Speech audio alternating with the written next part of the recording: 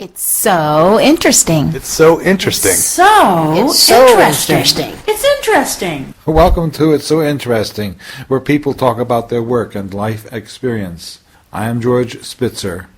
I have with me today Paul Entress, a native-born Hartford, Connecticut gentleman, born there in 1917. It's now 2015. He's going strong, so he'll be able to cover a lot of time during this show. I did some research. Turns out that Hartford, back in the early part of the last century, in the early 1900s, was one of the wealthiest cities in the country and had a population in 1910 of 98,000 people. And then it moved up to 138,000 people in 1920, so that was a big jump in population.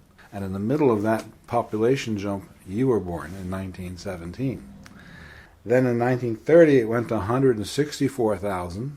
In 1950 it went to 177,000, and then started the decline of the city to the point now where it is one of the poorest cities in the country. Actually, it's rated as the third poorest city in the country, whereas 100 years before it was the wealthiest city in the country. We're not going to discuss why, it's just that there have been some big changes in this town, which we may talk about that later.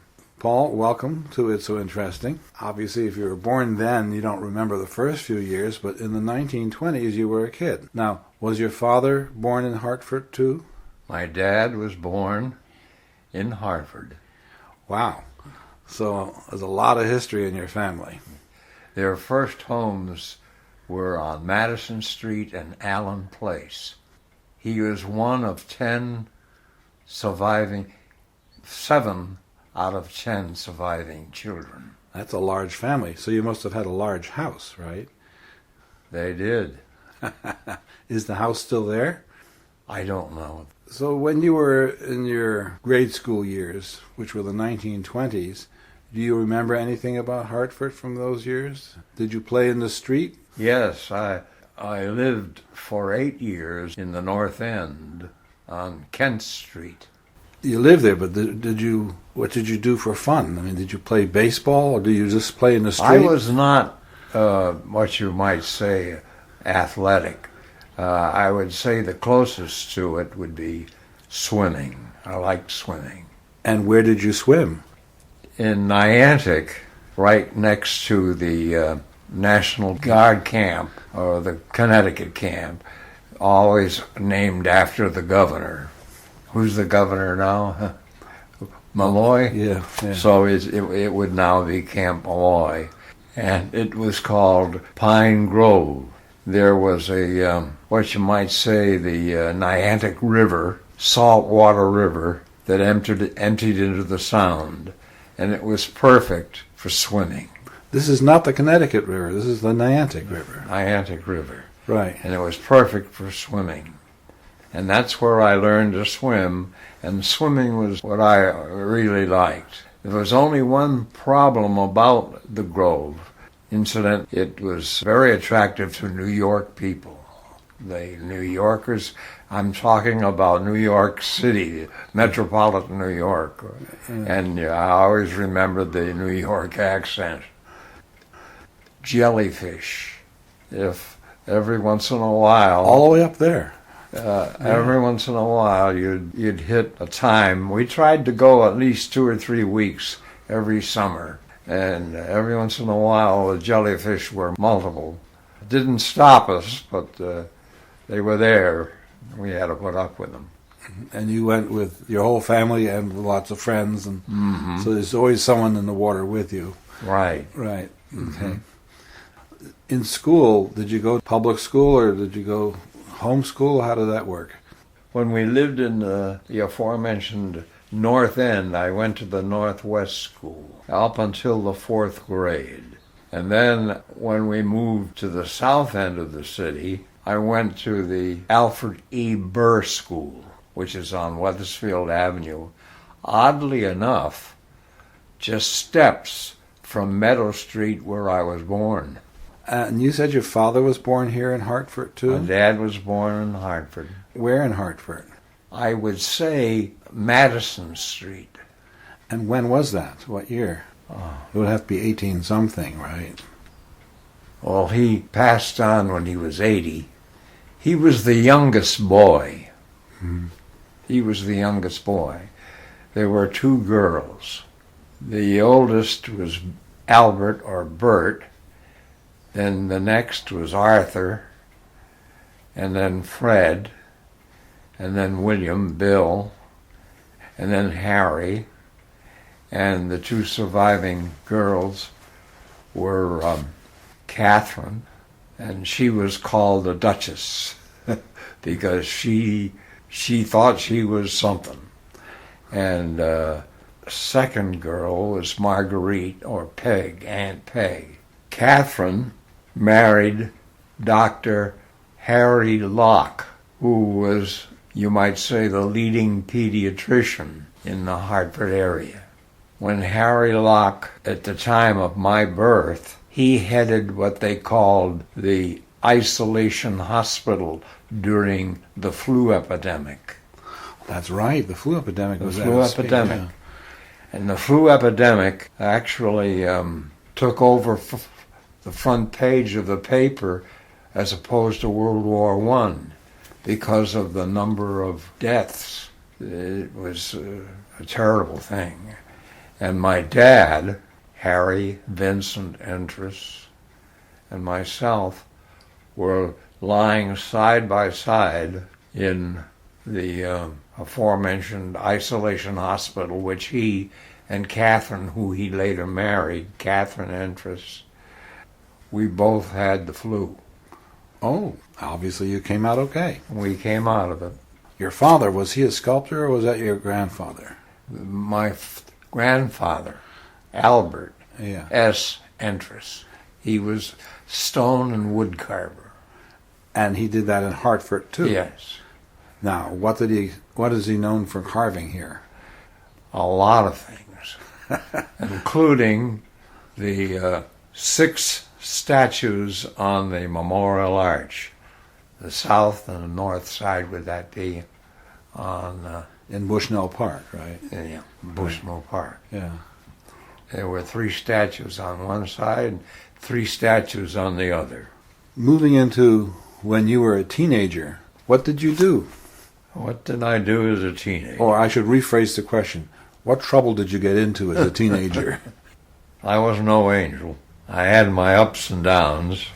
Did you play around with the railroad tracks or with the trolley tracks? Did you do any of that stuff? I loved the trolleys. My uncle Ab, we called him, he was a motorman for the, I guess it was still called the Connecticut Company. He would come down Albany Avenue from Hartford and back. At Baltimore Street, which was the next street after Kent Street, was where the end of the line came. And I used to ride on that train, that trolley with him, and when he was down at the end, I would stand at the other end and play that I was the other motorman.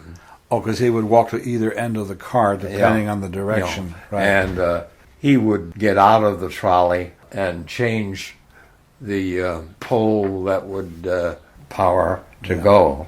And I would ride back and forth with him. And then I even remember in the summertime, they had the open air trolleys with benches, but it was all open. You could either sit on the benches inside, or some of us rode on the steps that went the whole length of the... Oh, the runner. The runner. Yeah, yeah. And I used to love to do that.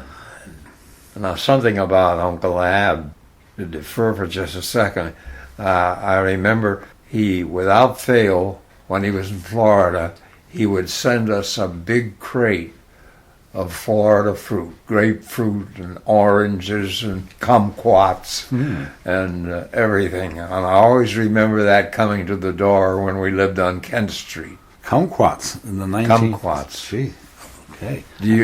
Have you had a kumquat? No, I just didn't know they had them in that time. Yeah. Yeah. Yeah. You eat them skin and all. When you played around with the trolley as a teenager, Did you put coins on the tracks? No, I don't remember. I remember the first thing were tokens. They were Connecticut tokens. And of course, if you transferred, they would give you a paper transfer, Right. and you could use that transfer to get on the car that was Right. going to take you to your final destination. Speaking of trolleys, was there a lot of traffic in town in those days? And were there many Model A's running around? Or I remember the early cars. My dad's first two cars were Model T Fords. Oh, You had to crank them, uh-huh. and they didn't have a shift. They had 3 pedals. On, off, and stop. I actually rode a Model T a few years ago in Maine, Yeah. and there's still thousands of them in barns around the country. It's amazing. Strange thing, George, is you speak of the car. When my dad went to his first shift car, you would think naturally he would go to the very popular Ford Model A. Right. But he bought a used Whippet. Oh. That was his first shift car. Uh-huh. Were there traffic jams in Hartford at that time? Were there traffic lights? No, what I remember, the most interesting gadget was the hand-managed Tiller? tiller. No, there's no steering wheel. Yeah. You use the tiller. Yeah.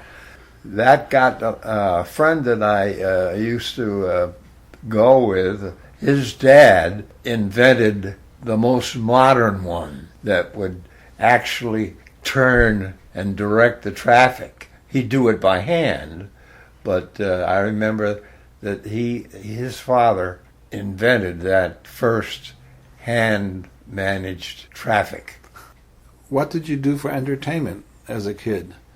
I love the movies, and I can remember the names of characters in silent pictures. Tell me a few.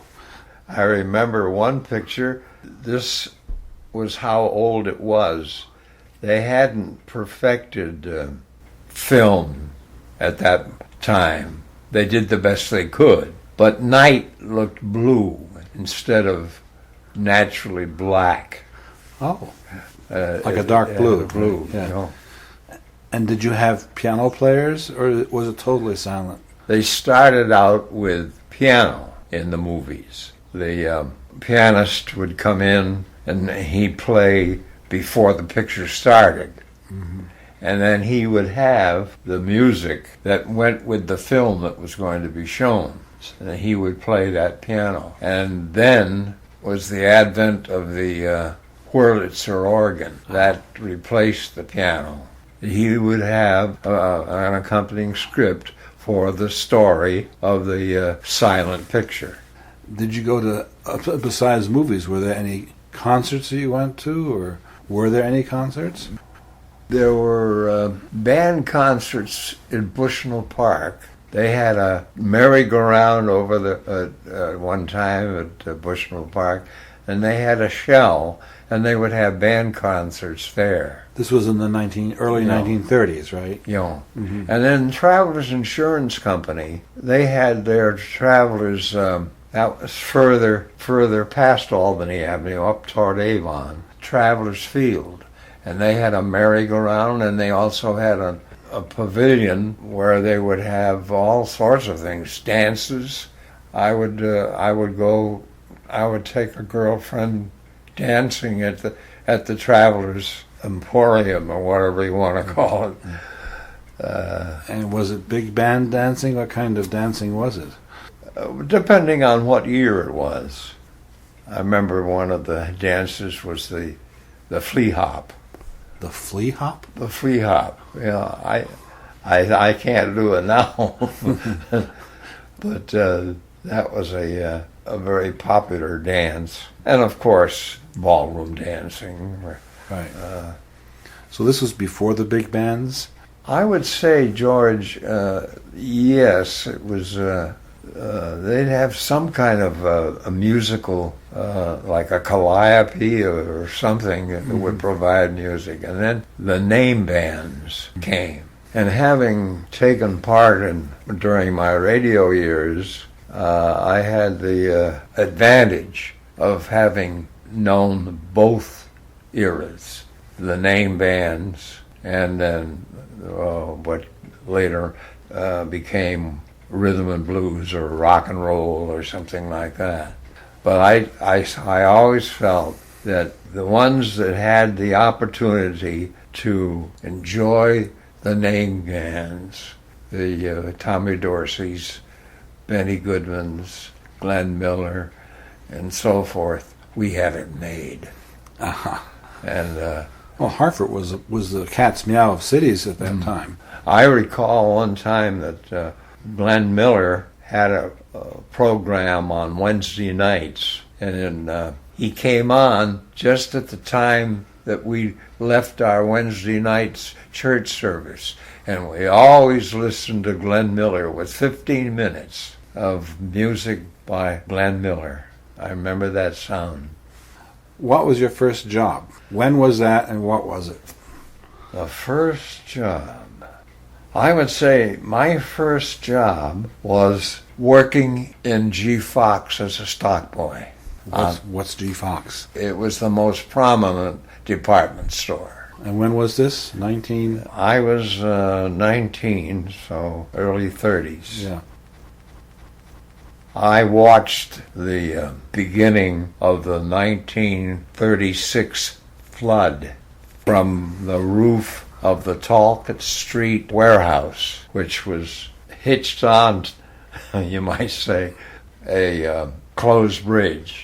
You know, one side was the warehouse, then you'd come back, and I'd push my truck full of merchandise, either to be shipped or new merchandise to be taken back to what was then the 7th floor, housewares. So that was a perfect vantage point to look out the window and see the coming flood. You could see the big chunks of ice come down the Connecticut River, and you knew what was going to happen. And I could never understand why people would be so stupid to park on Talcott Street, knowing that hours later, all you could see was the top of their cars. But they did. Hartford became literally an island. If you wanted to go to East Hartford, you had to go in some kind of a boat, a rowboat, or we were actually surrounded. A lot of people remember the hurricane, which came 2 years later, the 1938. Yeah. But they don't remember the fact that we had this flood in 1936.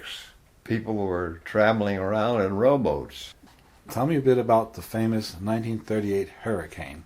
You were in town when it hit. I was working in the National Fire Insurance Company, which at that time was on the corner of Gold and Main Street. All that week we had nothing but rain.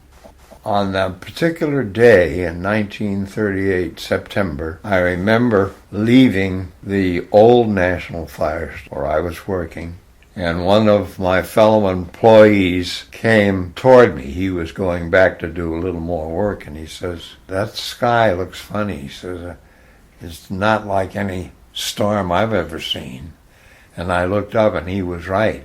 And by the time I got to the corner of Main Street, facing Main Street, on Gold, Main and Gold, where the bus stopped, I looked over and saw the trees whipping around behind Center Church in the Thomas Hooker Cemetery. And then plate glass in the United Cigar Store was gone. And I knew that this was it. And no sooner did that bus make a right-hand turn and head down South Main Street, right at that time, it hit us. Wham! And it was a lot of whams. And I don't ever remember anything as powerful as the 38 hurricane. When you were 19, you were working at a radio station in Hartford, and you were an actor there. I wasn't working. I was just a part of an amateur group called the Metropolitan Players. And we went on every Tuesday night over WDRC at 9 o'clock following the Fred Waring show, which came via the network, Right. which was CBS at the time. So we followed the Fred Waring show. You remember Fred Waring? That was before my time. That was before your time. I've heard of them, but They, so that's how you got your interest in radio professionally. mhm. And then from then on, you were working. I had a lot of stations, And what were you doing at them? Were you an announcer? mostly on the air. I went to World War II, 39 months. I was discharged on my birthday, February the 19th, 1946. That was a nice birthday present. Yeah, I would say. So, and you did radio all over the world, or just in Hartford? Boston and Hartford. Boston mostly. WBZ, WCOP. I was with a lot of radio stations. The problem with radio, George, was ever changed. I think it was due largely to the ratings. The ratings would come out periodically. If the ratings went down, they blamed it on people, and usually the people were the ones on the air. In other words, you. Yeah, I see. And I bounced around. I see. Now, in World War II, you did radio while you were in the military too, right? I did comedy. And when you say you did comedy, that means you came up with the lines or characters or jokes or. Well, it developed later on, much later on, when I was married and had a family, to stand-up comedy. On the radio, No, on a stage. no. Mostly to people in clubs. I see.